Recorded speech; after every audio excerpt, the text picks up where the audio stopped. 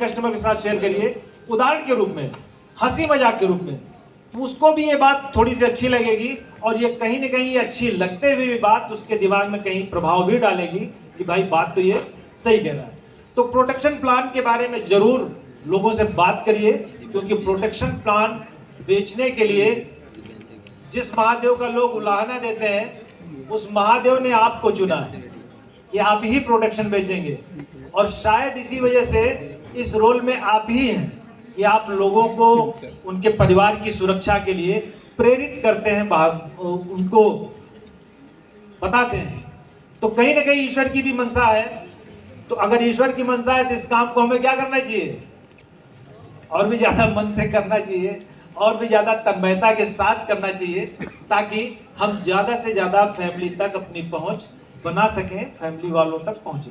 तो protection plan बेचिए, उसे अछूत मत बनाइए, और अगर आप प्रोटेक्शन प्लान बेचेंगे तो उसका फायदा आपको भी मिलेगा, आपके उन कस्टमर को भी मिलेगा, और समाज के हर वर्ग को उसका फायदा मिलेगा। आप सोच के देखिए, एक एग्जांपल, एक छोटी सी कहानी मैं आपको बताता हूं। मान लेते हैं कि एक ऐसी फैमिली जो रोज कमाती थी, रोज खाती थी। आपने उस फैमिली के मुखिया का बीमा किया, और एक वैसी ही फैमिली, उसके मुखिया का बीमा नहीं हुआ। दोनों लोगों की किसी आकस्मिक दुर्घटना में मृत्यु हो गई। तो जिसका तो बीमा आपने किया था, उसकी फैमिली को कुछ सहायता राशि मिल गई, भले ही वो उसकी जीवन भर की पूंजी नहीं है, लेकिन कुछ पैसा तो मिल गया।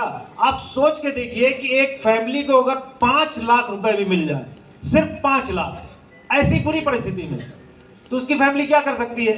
भाई 40-50 हजार रुपए खर्च हो गए अंतिम क्रिया में, बाकी के पैसे से अगर उसने एक सब्जी का ठेला भी लगा लिया तो सम्मानजनक रूप से वो जीवन जी सकते हैं, किसी के सामने हाथ नहीं फैलाना पड़ेगा।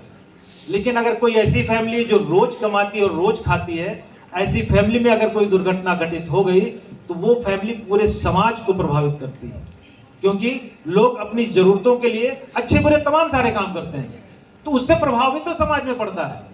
तो ये बात भी आप अपने दिमाग में रखिए कि अगर आप ऐसा करते हैं तो आप पूरे समाज को संवारते हैं, पूरे समाज को बचाते हैं।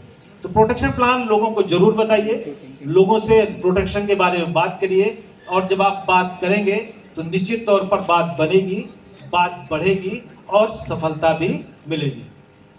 और कोशिश ये करिए कि आपका जो भी प्रोटेक्शन का गैप है आपके क्लब के लिए, उस प्रोटेक्शन के गैप को आप फरवरी एंड तक जरूर पूरा कर लें, क्योंकि आपको मालूम है कि प्रोटेक्शन इशू होने में भी उसके तमाम सारे स्वरूप आपके सामने आ सकते हैं कि मेडिकल आ गया तो ये आ गया, तो कस्टमर के अभी बाहर गया है लौट के कराएगा, ये तमाम सारी समस्याएं आएंगी। तो जितनी जल्दी हो सके हम इस काम को इससे निवृत्त हो जाएं, ताकि हम निश्चित रूप से मार्च में खुल के व्यवसाय कर सकें।